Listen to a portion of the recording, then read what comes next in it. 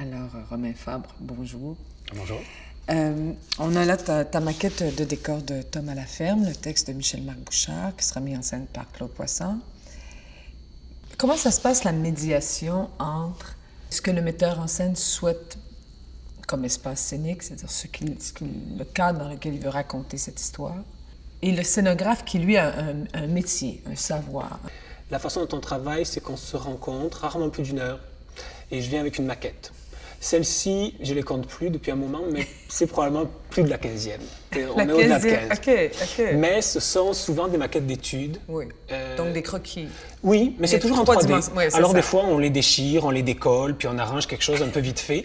Pour moi, ça me permet aussi de petit à petit vraiment pénétrer l'univers, des choses qui sont aussi peut-être plus difficiles à verbaliser et d'accompagner dans son cheminement toute la réflexion de Claude par rapport à comment les corps vont bouger dans cet espace-là, quelle va être la relation entre les corps, comment on va aussi dans un univers qui est relativement neutre, parce qu'on a besoin qu'il évoque différents lieux, travailler sur la notion de territoire.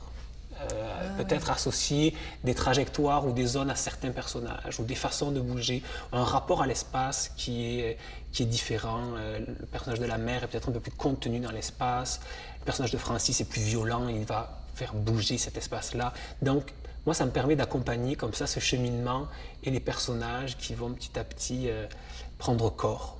Globalement, nous, on a choisi un espace qui est à mi-chemin entre l'intérieur et l'extérieur. On a un sol qui est lisse, mais qui a été recouvert. C'est un sol qui aurait pu être le sol d'un lieu inondé, où on a par endroits des traces de boue, quelques brindilles, des choses comme ça qui se sont collées, qui se sont agglomérées dans les angles, dans les coins. Donc c'est c'est vraiment la nature qui est venue gangréner un intérieur, qui peut être parfois un plancher de cuisine, et à un autre moment qui va se retrouver à l'intérieur ou à l'extérieur d'une grange. Donc on travaille sur cette espèce d'ambiguïté et ce tissage, vraiment, ce métissage entre l'extérieur et l'intérieur.